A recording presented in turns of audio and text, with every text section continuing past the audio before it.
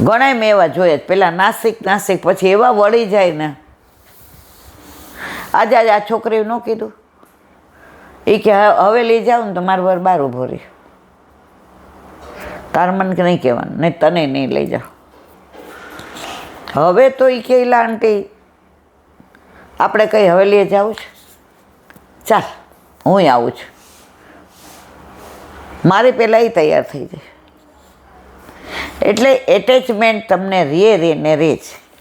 હવે કે છે રાસ પંચાયતમાં આજ્ઞા કરે છે, ક્રિયા સ્વાર્પી સેવા પરમ કામો ન વિદ્યતે. વેદ પ્રભુના વિગ્રહનું વર્ણન કરતા કહે છે તે પંચતત્વનો નથી બનેલો. આપણે બધા આકાશ, વાયુ, જળ, આકાશ, પૃથ્વી આપણે એના બનેલા. ઠાકોરજી એના પંચતત્વ બનાવવાવાળો જ ઠાકોરજી છે, પરંતુ સંપૂર્ણ રસરૂપ છે.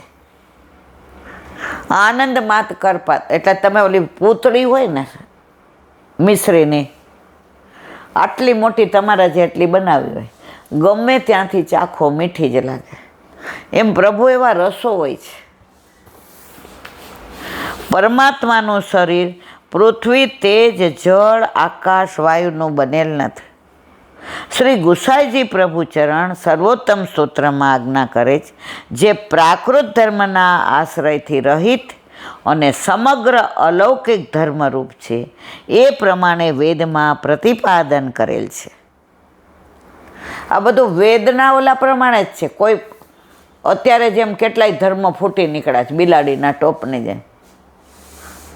હાલો ભગવાન પાસે લઈ જાઓ, પેલા પણ તારું તો કર. અમાર વલ્લભ કે તાર દોડા દોડી નહીં કરવાની, તારા ઘરે જ ભગવાન પધરાઈ દો લે, અને પછી કરીએ તો ભોગવો તમારે કર્યા. આપણને ખબર હોય કે ઓલી હોટેલમાં પનીર ખરાબમાં ખરાબ વાપરે, છાપામાં આવી ગયું, ઘણા ઝાડા ઉલટી થાય, ઘણા અંદા, અને છતાંય આપણે એમ કહીએ કે ના પણ હવે તો એને હવે ચાલુ કરી દીધું, હવે બધું સારું જ છે, મને લઈ જ જાઓ. આપણી માં એમ કે અહીંયા ગાયનું દૂધ આવે છે, હું ઘરે પનીર બનાવીને તને બનાવી જા તો ઝાડ લે કર્યા ભોગવ તારા. એમ આપણા ઠાકોરજી વલ્લભ સમજાવે કે આ તારા હિતનું નથી, છતાંય ઉપરવટ થઈને કર તો લે ભોગવ.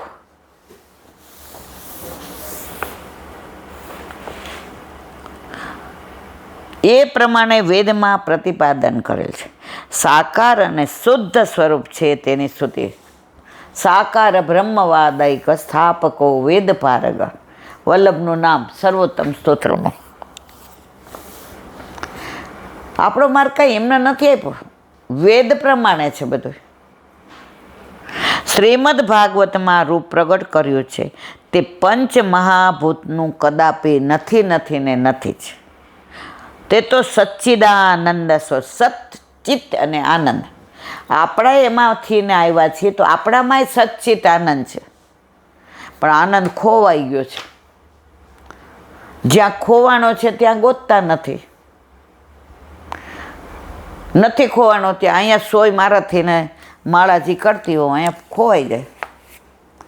હવે આ રૂમની લાઇટ વહી જાય અને 12 લાઇટ હોય બગીચા આગળ, હિંચકા આગળ ગોતું. બધા કે શું કરો ઈલાબેન? અરે સોય ખોવાઈ ગઈ. બધાય ગોતવા માંડે, પણ ધીમેકથી કોઈક પૂછે કઈ બાજુ ખોવાની? એ તો અમારા બેડરૂમમાં. અરે જ્યાં ખોવાણી છે ત્યાં ગોતો. તો આપણો આનંદ પ્રભુમાંથી આપણે વિખૂટા પડ્યા, ત્યાં ખોવાનો છે. તો ઘરમાં પ્રભુ પધારે ને તો આનંદ મળી જાય. એટલે જ આપણે કહીએ નંદ ઘેર આનંદ ભયો, જય કનૈયા લાલ કી. તો જ્યાં ખોવાયું છે ત્યાં ગોતાય મારા વાલા.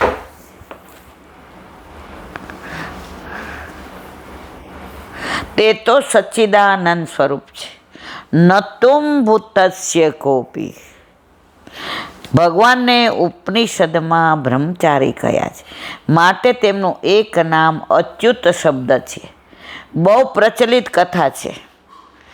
એકવાર ગોપીજનોના પૂછવાથી કૃષ્ણએ તેમને મસ્કરીમાં કહ્યું, આ બધી વાત બધા જાણે છે. મથુરામાં વિશ્રામ ઘાટની સામે દુર્વાસા મુનિનો આશ્રમ. હવે એકવાર એમણે કહ્યું કે મારે ભોજન કરવું છે. ગોપીઓ ભોજન કરીને તો યમુનાજી ભરપૂર. તો ઠાકોરજીને કે જઈએ કેમ? એ કે યમુનાજીને કહો કે હું સદાય બ્રહ્મચારી હોઉં તો રસ્તો આપે. ગોપીઓ હસવા માંડી, આટલી બધી ને તમે બ્રહ્મચારી હે? ઠાકોરજી કે કયો તો ખરા. યમુનાજીને કહ્યું અમારે ઠાકોરજી બ્રહ્મચારી હોય તો અમને રસ્તો. યમુનાજીએ રસ્તો કરી દીધા. ત્યાં ગયા ને બધું અરોગાવ્યું. કેટલી બધી ગોપીઓને કેટલું બધું લઈ ગયા તો અરોગાવ્યું. દુર્વાસા મુનિ પ્રસન્ન થયા. યમુનાજી પાછા ભરપૂર કે પ્રભુ જાવું કેમ? દુર્વાસા મુનિને કે એને કહો હું સદા ઉપવાસી હોઉં ને તો રસ્તો. અરે હા, આટલું બધું લઈ આવ્યા, અરોગાવ્યું ને હજી ઉપવાસી હે?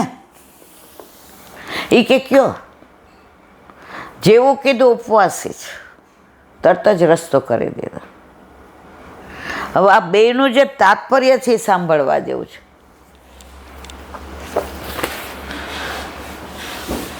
બહુ પ્રચલિત કરે. એકવાર ગોપીજનોના પૂછવાથી કૃષ્ણએ તેમને મસ્કરીમાં બતાવ્યું કે મારા ગુરુ દુર્વાસા યમુનાજીને સામે પાર છે અને અખંડ બ્રહ્મચારી. હું તેમના દર્શન માટે દરરોજ યમુના પાર જાઉં છું. ગોપીજનો ઉત્સુકતાથી હાસ્ય ખેલ આગળ વધારતા તે ઉપવાસી ગુરુ દુર્વાસાના દર્શન માટે અનેક પ્રકારના વ્યંજનો, પકવાનો અને સામગ્રી સાથે યમુનાજી પાર કરવા કિનારા પર આવે છે. પણ યમુનાજીમાં જળ ભરપૂર આવેલ છે. તેથી પ્રભુ શ્રી કૃષ્ણ યમુનાજીને પાર કરવા ઉપાય બતાવે છે. યમુનાજીને વિનંતી કરો કે શ્રી કૃષ્ણ હંમેશા અખંડ બ્રહ્મચારી હોય તો અમને રસ્તો આપો, માર્ગ આપો. ગોપીઓના તેમ કરવાથી દયાળુ કૃપાવંત યમુનાજીએ માર્ગ આપ્યો. દુર્વાસાજીએ ગોપીઓએ પ્રેમથી આગ્રહ કરી પ્રેમથી લાવેલ બધી જ સામગ્રીઓ આરોગાવી. પછી પાછા હાસ્ય વિનોદ કરતા યમુનાજીના કિનારા આવે છે. ફરી શ્રી યમુનાજીના જળ ઉપર છલોછલ ભરાઈ રહ્યા છે. ત્યારે દુર્વાસાજીએ સૂચન કર્યું, યમુનાજી અમે વિનંતી કરીએ છીએ કે દુર્વાસા ઉપવાસી હોય તો અમને માર્ગ આપો. ગોપીજનોના તેમ કરવાથી યમુનાજીના જળમાં માર થઈ ગયો.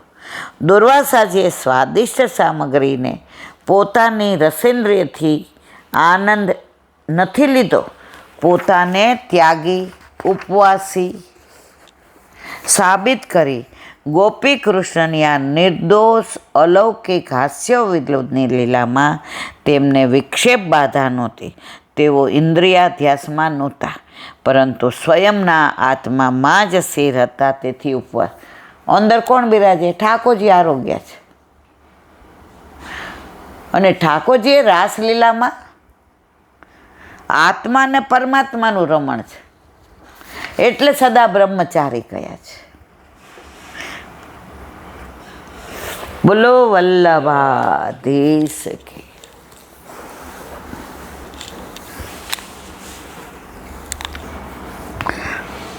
દયારામભાઈના ચંદ્રાવડા ગોવિંદ સ્વામીનું એક પદ છે, ચરણ લગ્યો ચિત્ત મેરો શ્રી વલ્લભ, ચરણ લગ્યો ચિત્ત મેરો, ઇન બિન ઓર કછુ નહીં ભાવત, ઇન ચरणन को चेरो, इन्हीं छांड और अयोध्यावे, सो मूरख जो घनेरो, गोविंद दास यह निश्चय कर, સો હિ જ્ઞાન ભલેરો.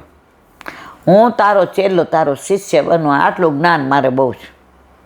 મારે બીજું કાંઈ જ્ઞાન જોતું, બસ હું વલ્લભનું, વલ્લભના ચરણની સેવાન, વલ્લભના ચરણનો આશરો. ચરણ લગ્યો ચિત્ત મેરો, એને છોડીને બીજાને ભજો તો મારા જેવું કોઈ મૂર્ખું નહીં. આ કીર્તનમાં ચરણારવિંદનું જ મહત્ત્વ આપ્યું છે કે શ્રી વલ્લભ મારું મન કેવળ આપના ચરણમાં જ લાગ્યું રહે, તે છોડીને બીજે ક્યાંય પણ જાય નહીં. જો મૂર્ખ હોય તો બીજે જાય. નિર્ભયતા જ્યાં પ્રાપ્ત કરી વળી બીજે ભટકવું તે મહાન મૂર્ખ કહેવાય. નિર્ભય જે બનાવે એના ચરણ છોડીને બીજે રખડીએ. ઘણા નહીં કહેતા એ કે ધોળકામે આપણે ગયા હતા ને તો એક બેન કહે કે અમારે તો ઠાકોરજીની સેવામાં આમ ને આમ. એટલે પછી એક જણે કીધું, એ કે તો હાલો ને વ્રજમાં અમારી ભેગા. એ કે નવરાત્રિમાં મેળ ન પડે. એ કે કાં અમારે નવરાત્રિ કરવાની, અમારે સ્થાપન હોય. મેં તો અહીંયા હોય. તમારે તો બધું મને કે આ તો અમારી પરંપરા જ ચાલ્યું આવે છે. ઠાકોરજી એની જગ્યાએ અને માતાજી એની જગ્યાએ આવ્યું ને એને છોડીને બીજાને માને એ મૂરખ ગણેરો. ઠાકોરજી કહેતા હશે તું તારું કર. હમણાં એક વૈષ્ણવના ઠાકોરજી એક વૈષ્ણવને ઘરે ગયા. હવે એ વૈષ્ણવના ઠાકોરજી જે રૂમમાં બિરાજતા હતા ત્યાં એના વર શંકર ભગવાનમાં માને, એટલે એ શંકર ભગવાનની સેવા કરે. અને એનો દીકરો કુળદેવીને માતાજીને માને, એટલે એની તો ઓલા ધૂપ દીપ કરે ને આરતી કરે ને એટલે ગુગળ ને આન તે ને. તો કે ઈલાબેન શ્રીંગાર એના હતા ને તો હું કાઢવા ગઈ. એ ડબ્બામાં શિંગારમાં ધૂપ દીપને ગુગળની એવી ગંધારી વાસ આવે તો મને એમ થયું કે હારું આ શૃંગારમાં આવી વાસ. પછી મને યાદ આવ્યું કે એના ઘરે એક રૂમમાં જ ઠાકોરજી, એની બાજુમાં શંકર ભગવાન અને એનો દીકરો માતાજીમાં માને.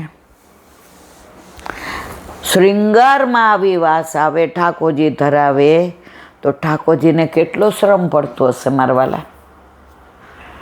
વરને દીકરો માને તો બીજો રૂમ રાખો ભાઈ. આને રોજ આ ધૂપ દીપ, આ ગુગળ, આ અગરબત્તી,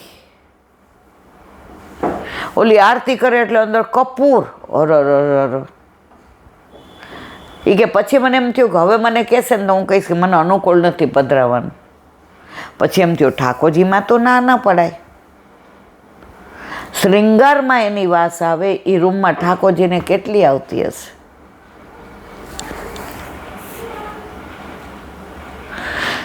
શ્રી વલ્લભ મારું મન કેવળ આપના ચરણમાં જ લાગ્યું રહે, તે છોડીને બીજે ક્યાંય પણ જાય નહીં. જો મૂર્ખ હોય તો બીજે જાય. નિર્ભયતા જ્યાં પ્રાપ્ત કરી વળે બીજે ભટકવું તે મહાન મૂર્ખ કહેવાય. બસ આથી વધારે મારે જ્ઞાનની જરૂર નથી. આવો ગોવિંદાસજીનો દ્રઢ નિર્ણય. તારા ચરણ મળી ગયા, બસ મારે બીજું કાંઈ નથી જોઈતું. અમે આ વખતે વ્રજમાં ગયા ને તો એક કપલ અમારી મળ્યું અમને, એટલે આ સત્સંગ સાંભળતો હશે ને મને ઊભી રાખી. મને કહેલા બેન અમે મને 56 વર્ષ ને મારા વાઈફને 57. મેં હે મને મારાથી 1 વર્ષ મોટા છે, પણ મા બાપે કર્યું ત્યારે કીધું કે ભાઈ બધું બરાબર છે. એટલે 57 વર્ષેની વહુ કે પહેલી વાર વ્રજ જોયું, યમુના પાન કર્યા, ગિરિરાજ બાબાના દર્શન કર્યા. મેં તો મેળ ન પડ્યો બેટા, ઠાકોરજી બિરાજે કે ઠાકોરજી તો બાના હવે મારા ઉપર, બા ઉપર એમના સાસુએ પધરાવ્યા એટલે બા ઉપર, હવે બા મારા ઉપર પધરાવીને ગયા. લીલામાં પહોંચી ગયા બા દાદા બે. એને દીકરાએ કીધું ઇલાંટી. મમ્મી પપ્પાને બેયને પગની તકલીફ હતી એટલે એ લોકો ભાગ્યે જ ઘરની બહાર નીકળતા હતા. બેન છે નહીં. હવે એને મૂકીને વ્રજમાં આવીએ અમારા જીવાલે. પછી કે ગુરુદેવે કીધું તમારા ઘરે 68 તીરથ છે, મા બાપની સેવા કરો છો ને અંદર બધું આવી ગયું. ત્યાર પછી ક્યારેય અમને મનમાં અફસોસ નથી થયો કે અમારાથી 4 ધામ ન થયું, અમારાથી બેઠક ન જવાયું, અમારાથી વ્રજમાં. હવે બા દાદા લીલામાં ગયા, હવે વરસમાં 3 વાર આવીએ છીએ. ફેબ્રુઆરીમાં આવીએ, જુલાઈમાં આવીએ અને લીલી પરિક્રમા વખતે આવીએ, એટલે પારના દર્શન થાય. પણ અમને ક્યારે અફસોસ નથી થયા, કારણ કે જો એમને પલંગમાંથી ને લઈ આવીએ, ટેબલ ઉપર બેસાડીએ, જમતા હતા હાથે, નાતા હતા હાથે, કપડાં હાથે પહેરતા હતા, પણ સતત અમારે ધ્યાન રાખવું પડે. તો આ ભામીની કાયમ એ કે એમ કે તમારે ધંધાનું કરો. 24 કલાકનો બા દાદા માટે માણસ એ વાત એ સાચી, પણ જમાડવા માણસ ચાલે એલા આંટી? મેં કીધું ના. અને અમારા બા દાદાને ખાવાનો જેટલો શોખ ને એટલો દુનિયામાં કોઈ નહીં. સવારે ભજીયા બનાવ્યો હોય ને તો સાંજે કે અરે ખીચડી શાક ભાખરી કર્યા, સાંજે કાંઈ ફરસાણ નહીં. અરે